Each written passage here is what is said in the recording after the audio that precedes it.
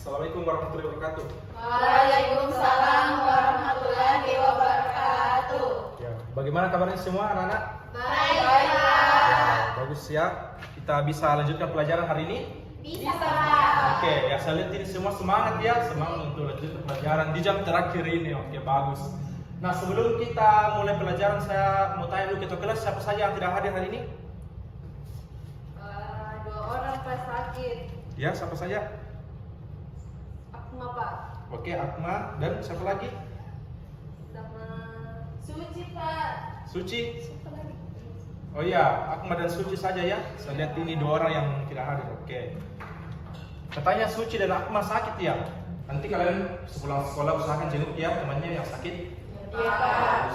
Oke, sekarang kita lanjut pelajaran hari ini. Biar berkah pertemuannya, siapa yang memimpin doa? Ketua kelas, Pak. Ketua kelas, ya silakan pimpin doa sebelum belajar. Nah, sebelum memulai pelajaran, marilah kita membaca doa sesuai dengan keyakinan kita masing-masing. Berdoa dimulai. Oke anak-anak sekalian, sebelum ke sekolah tadi, siapa yang sudah sarapan di rumahnya? Coba angkat tangan. Oh sudah sarapan semua ya? Oh ada 2 orang yang tidak sarapan. Oke. Saya mau tanya dulu, yang sarapan, kalian tadi di rumah sarapan apa? Saya, Pak. Ya sarapan apa? Tempe. Oke, tempe. Ada yang lain? Saya, Pak. Ikan goreng. Ikan goreng. Saya, Pak. Nasi kuning. Nasi kuning, oke. Ada yang lain lagi? Telur dadar. Telur dadar. Oke, kita mulai dari telur dadar dulu ya. Kalau Aziza ya, masak telur dadar dimasakkan sama orang tuanya. Bagaimana prosesnya? Proses buatnya, bahan dasarnya dari apa telur dadar? Dari telur. Oke, telur, apalagi? Dan bagaimana proses pembuatannya? Digoreng, Pak, di atas wajan pakai minyak, kemudian diangkat. Oke, ya seperti itu ya. Jadi bahan dasarnya dari telur, kemudian langsung bisa dimasak seperti itu. Tadi ada juga yang sarapannya ikan goreng. Nah, Nadira tadi di rumah sarapan daging ikan goreng. Iya, Pak. Sekarang pertanyaan saya, bahan dasarnya dari apa? Cara masaknya bagaimana kira-kira? Dari ikan, Pak, kemudian dimasak dulu sedikit, terus digoreng ya, Pak. Goreng, oke. Seperti itu ya. Kalau Nak Soleha tadi sarapannya tempe. Nah, sekarang saya bertanya, bahan dasarnya dari apa? Dasarnya dari digoreng, terus dibuat tempe, Pak. Oke, jadi kata Soleha tadi bahwa dia sarapan pakai tempe goreng ya. Nah, saya tanya, Soleha bilang bahwa bahan dasar tempe itu dari kedelai ya. Jadi awalnya dari kedelai, lama-lama berubah menjadi tempe. Beda sama teman yang lain tadi, dia sarapan pakai telur langsung dimasak bisa. Yang satunya tadi sarapan pakai ikan langsung dimasak bisa. Tapi kalau yang Soleha ya, bahan dasarnya dari kedelai, terus sudah tahu prosesnya bagaimana, kemudian jadi tempe, kemudian tempenya yang digoreng seperti itu. Nah itu yang kita akan pelajari hari ini. Bagaimana cara membuat ya pangan dengan memanfaatkan proses biologi dan teknologi seperti itu. Nanti kita pelajari pangan apa saja yang termasuk. Nah, sebelum kita masuk ke situ, saya tanya dulu ini. Ini semua apa? Mulai dari gambar A. Siapa yang bisa kasih penjelasan apa itu gambar A? Oke, Nafa ini? Es krim itu, Pak. Es krim, oke. Ya, Boleh? Oh, yogurt, Pak. Yogurt. Ya, yogurt. Mirip es krim memang ya, teksturnya karena agak padat. Ya enggak apa-apa kalau Nafa ini bilang es krim ya enggak apa-apa. Terus yang bagian B apa? Pak, ubi. Ubi. Pak, itu kayak tape tapi kayak singkong goreng juga. Oh iya, oke. Tape tapi mirip singkong goreng ya. Kayak tape ubi tapi kayak singkong goreng. Singkong goreng juga. Warnanya coklat. Warna coklat ya. Ya nanti kita lihat kalau yang ini gambar C. Tempe. Oh ya, gampang sekali ya dijawab ya karena jelas. Ini makanannya sarapannya tadi Soleha katanya tadi pagi ya. Jadi kita lihat pada gambar B ini memang singkong tapi bukan digoreng. Kita lihat dari teksturnya ya agak licin. Seolah-olah ada cairan sedikit di situ lah. Kemudian yang gambar A itu yogurt ya. Cuman kira-kira yogurt itu bahan dasarnya dari apa? Susu ya. Tapi kenapa bisa menjadi padat seperti itu? Ya, bukan. Masuk kulkas, Pak. Oke, kalau susu dikasih masuk kulkas, ya tidak sepadat begitu ya. Tadi temannya bilang difermentasikan. Oke. Yang bagian B, bagaimana ubi ya bahan dasarnya yang seperti ini ya, kita lihat menjadi tape seperti tadi ya. Terus bagaimana kedelai yang awalnya seperti ini bisa berubah menjadi tempe. Coba kita bandingkan yang gambar C. Di sini kedelai, kemudian jadi tempe ya, ada serat-serat warna putih seperti ini ya. Bagaimana prosesnya itu terjadi? Itu yang akan kita pelajari pada hari ini. Nah, sekarang ilmu yang pelajari tadi itu namanya bioteknologi. Oke. Kita masuk dulu pada pengertian bioteknologi. Apa itu bioteknologi? Siapa yang mau berpendapat? Ya, nah Aziza. Kalau saya lihat Pak di atas, bioteknologi terdiri dari dua kata, yaitu biologi dan teknologi. Oke. Apa kira-kira? Nah, dari definisinya adalah ilmu dari biologi yang dikembangkan menjadi teknologi. Oke, jadi menurutnya Aziza, ilmu biologi ya yang dikembangkan menjadi teknologi. Oke, ada yang mau berpendapat lain, memberi pendapat lain? Ya, Nak Soleha, silakan. Kalau bio itu kan mempelajari tentang hidup Pak. Oke. Kalau teknologi itu pemanfaatan teknologinya, jadi digabung dua-duanya itu menghasilkan sesuatu yang baru. Oke, jadi menurut Nak Soleha tadi, biologi itu ilmu yang mempelajari makhluk hidup ya. Singkat saya MH, makhluk hidup. Kemudian dikombinasikan dengan teknologi sehingga menghasilkan produk ya, seperti itu Soleha. Betul tak Soleha? Iya Pak. Oke. Ada lagi yang lain mau berpendapat? Satu siswa lagi. Siapa yang mau? Yang berani? Tunjuk ya Pak. Tunjuk saja. Oke, saya tunjuk Nak Nadira. Silakan Nak Nadira. Iya Pak, saya Pak. Menurut saya Pak, dari pengertiannya juga teman-teman dapat disimpulkan bahwa bioteknologi adalah ilmu yang mempelajari tentang pemanfaatan makhluk hidup untuk menghasilkan sebuah produk. Ya, sudah benar. Jadi bioteknologi itu ya terdiri dari dua kata. Yang pertama bio dari kata biologi ya. Yang kedua teknologi. Nah, biologi itu kan merupakan cabang ilmu. Cabang ilmu apa? Yang mempelajari makhluk hidup ya. Kemudian teknologi apa? Alat yang memudahkan untuk alat yang memudahkan manusia untuk menyelesaikan pekerjaannya ya. Banyak jenis teknologi yang ada di luar sana, mulai dari teknologi yang konvensional yang kuno sampai teknologi yang modern ya, seperti itu. Jadi kemudian kedua hal ini dikombinasikan menjadi bioteknologi ya. Jadi penggunaan ilmu biologi dan penerapan teknologi untuk mengembangkan solusi ya, untuk memecahkan masalah atau membuat produk yang melibatkan makhluk hidup atau proses biologis, seperti itu. Nah, tadi kita bahas soal makanan ya. Ada yogurt yang dari luar negeri itu ya, Indonesia juga sudah bisa diproduksi. Ada tape ya. Kalau kalian baca, tape itu salah satu pangan yang terkenal di Asia Tenggara. Kemudian ada tempe. Tempe itu makanan khas Indonesia ya, makanan khas Indonesia yang sudah mendunia, seperti itu. Jadi itu pemanfaatan bioteknologi dalam bidang pangan. Sekarang agar kalian lebih semangat lagi belajarnya ya, kalian perlu tahu dulu tujuannya kita belajar ini untuk apa sebenarnya. Kita belajar bioteknologi itu untuk apa. Jadi dengan memahami tujuannya, kalian bisa lebih semangat lagi ya belajar bioteknologi seperti itu. Yang pertama, bisa kalian baca sendiri ya. Mungkin ada satu siswa yang bisa mewakili baca semua biar teman-teman yang lain dengar. Ya Pak. Ya, silakan Nak Faini.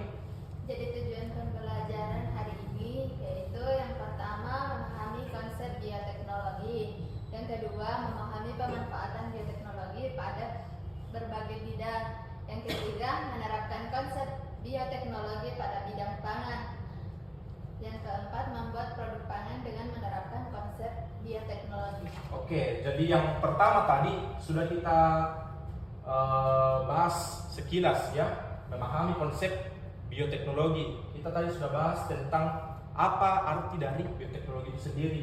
Nah, silakan kalian melakukan eksplorasi konsep melalui HP kalian masing-masing, cari lebih lagi tentang bioteknologi selama 5 menit saja, oke? Ya, Pak. Sudah lakukan eksplorasi semuanya? Sudah, Pak. Sudah, oke, bagus. Jadi kalian sudah memahami ya konsep bioteknologi? Ya, Pak. Oke, bagus kalau begitu. Sekarang yang selanjutnya kita perlu tahu lagi. Selain di bidang pangan tadi, bioteknologi itu dimanfaatkan di mana? Ya, di bidang mana lagi? Oke? Saya kasih penjelasan sedikit saja.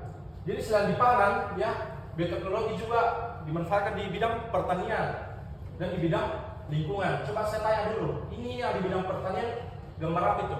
Semangka. Ada yang aneh tidak semangkanya?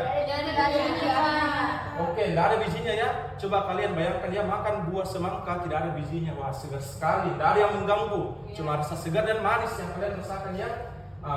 Di sini buah semangka tanpa biji ini merupakan hasil dari rekayasa genetika. Di mana rekayasa genetika ini merupakan salah satu pemanfaatan bioteknologi seperti itu ya. Kemudian yang di lingkungan, ya pemanfaatan pada bidang lingkungan. Coba kita lihat apa perbedaan gambar yang di atas yang di bawah. Di atas Yang di atas banyak kotor. Ya, yang di atas kotor, yang di bawah Bersih. bersih. Oke, jadi untuk pemanfaatan bioteknologi dalam bidang lingkungan, ya kita bisa membuat organisme, mikroorganisme ya, organisme kecil, mikroorganisme. Contohnya apa mikroorganisme? bakteri. Oke, bakteri, ya seperti itu. Jadi kita bisa memanfaatkan bakteri untuk membersihkan air yang ada di lingkungan sekitar, seperti di danau, ya, untuk mengatasi polusi yang ada di air. Namanya bioremediasi. Dan masih banyak lagi, ya, masih banyak lagi. Kalian bisa melakukan eksplorasi konsep terkait ini selama 5 menit. Setelah itu kita lanjut pada bagian selanjutnya. Silakan. Oke, sudah cari semuanya? Sudah ya, jadi banyak sekali manfaatnya ya bioteknologi ini. Selain di bidang pangan, pertanian, lingkungan, ada juga di bidang peternakan ya. Oke, apa lagi? Kedokteran. Ya, jadi banyak manfaatnya. Oke, sekarang kita lanjut. Oke, di sini kita nonton video ya. Jadi sebelum kita nonton video begini. Tadi bidang pemanfaatan bioteknologi itu banyak, pangan, lingkungan, pertanian, peternakan, dan kedokteran. Oke, nah khusus untuk bab ini kita batas saya pada bidang pangan ya. Kenapa? Karena kalian di lingkungan kalian itu banyak sekali pangan yang dihasilkan berdasarkan pemanfaatan bioteknologi ini. Salah satunya itu tempe, makanan khas Indonesia ya. Coba saya tanya, seberapa sering kalian makan tempe di rumah? Sering. Sangat sering ya, karena memang harganya terjangkau, tapi gizinya yang banyak ya, banyak nutrisinya, banyak gizinya seperti itu. Jadi kalian di sini nonton video bagaimana caranya membuat tempe ya, dan kerjakan secara berkelompok. Di sini ada LKPD, saya bagikan ada 3 kelompok ya. Oke, saya bagikan 1 LKPD, 1 kelompok. Minta tolong untuk dibagikan ke kelompok lain.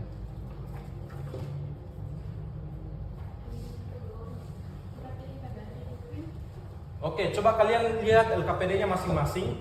Di situ ada barcode ya. Jadi daripada saya putar videonya di sini, mungkin yang siswa bagian belakang kurang mendengar suaranya ya. Kalian bisa buka videonya lewat HP-nya masing-masing dengan scan barcode yang ada di situ. Setelah itu kalian isi apa yang ditanyakan sesuai dengan informasi yang ada di video, oke? Ya, Pak. Oke, baik.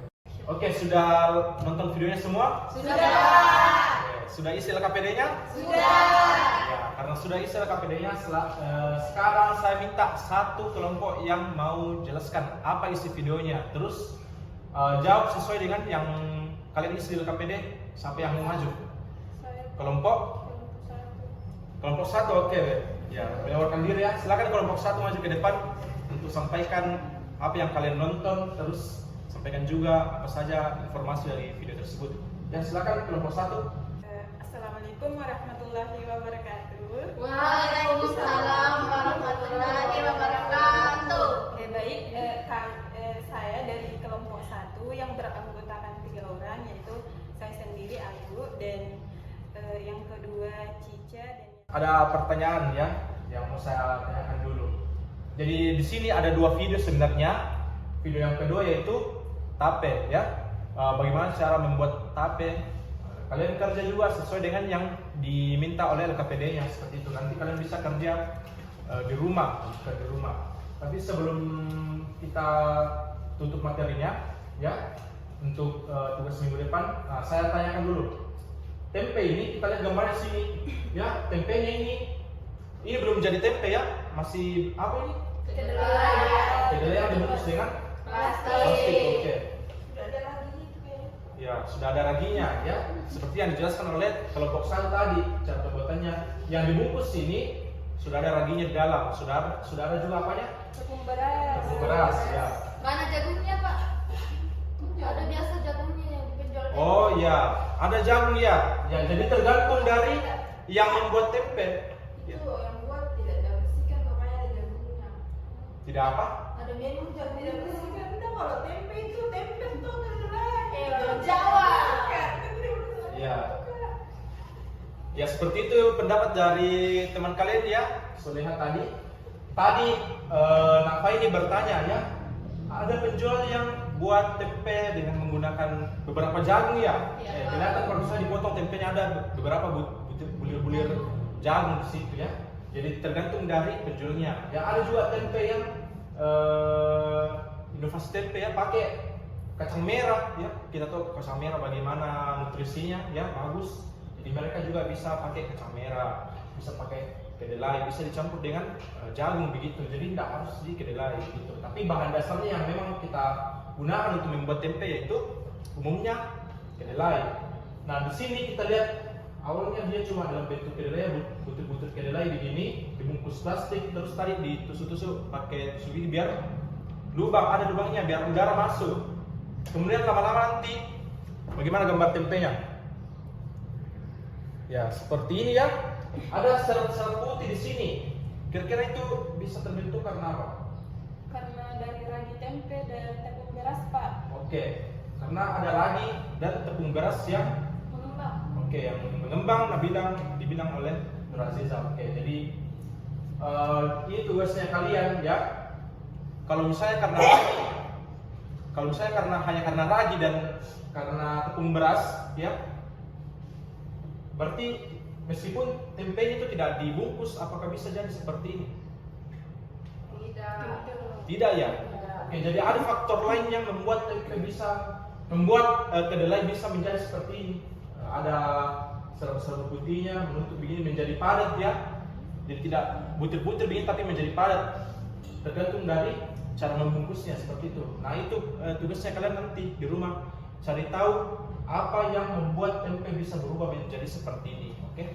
Cari tahu di rumahnya apa yang membuat ubi yang sudah direbus ya bisa berubah menjadi tape seperti ini. Ubi rebus bagaimana rasanya? Enak. Spesifikasinya Tidak lagi. ada rasanya. Tidak ada rasanya ya. Ambar. Oke. Tapi kalau sudah jadi tape bagaimana rasanya? Manis. Manis ya seperti itu ya. Kecut. Ya kecut-kecut manis ya. Kayak kesoleha. Kayak kesoleha kecut tapi manis. Ya seperti itu. Bagaimana rasanya yogurt? Kecut. Kecut-kecut manis ya. Asam Pak. Ya, seperti itu yang dijelaskan oleh Soleha, yang disebut oleh Soleha. Jadi tugas kalian cari tahu kenapa yang awalnya kedelai itu yang dibungkus plastik saya dalam bentuk butir-butiran begitu, nanti dalam berapa hari tadi yang di videonya 2 hari, 1 malam ya, 2 hari 1 malam bisa memadat seperti ini ya. Bagaimana singkong atau ubi kayu yang sudah direbus kemudian diolah sedemikian rupa ya, awalnya rasanya hambar tapi dalam beberapa hari menjadi kecut-kecut manis begini. Sama juga dengan yogurt, bahkan yogurt sudah berubah teksturnya dari susu murni cair ya, tapi ini sudah seperti krim ya, meskipun juga tidak dibekukan di kulkas tapi sudah seperti krim begitu. Nah, itu tugasnya kalian cari tahu apa penyebabnya ya. Itu yang pertama. Yang kedua, kalian buka LKPD-nya, di situ cari tahu lagi ya sesuai yang ada di LKPD kalian Kemudian isi asesmen yang bagian akhir. Kira-kira apa yang kalian pelajari hari ini? Apa yang membuat kalian kesulitan belajar pada hari ini? Terus kira-kira kalian sukanya bagaimana? Atau solusi kalian yang tawarkan bagaimana untuk mengurangi kekurangan pembelajaran hari ini? Seperti itu, oke? Paham semua ya tugas rumahnya? Terus minggu depan pertemuan selanjutnya kita buat produk tempe. Nah, jadi ada kelompok yang membuat tempe, ada kelompok yang membuat tape. Untuk yogurt kita tidak perlu lakukan percobaan, cukup tempe dan tape saja, seperti itu. Kalau bisa kalian pelajari lagi lebih lanjut di rumah bagaimana caranya membuat, agar nanti kalau kita sudah sekolah, sudah praktik membuatnya bisa berhasil ya dalam beberapa hari seperti itu. Oke, cukup sekian pertemuan hari ini. Siapa yang memimpin doa sebelum kita tutup? Ketua kelas, oke. Silakan Nak Nadira untuk memimpin doa. Baik, sebelum kita pulang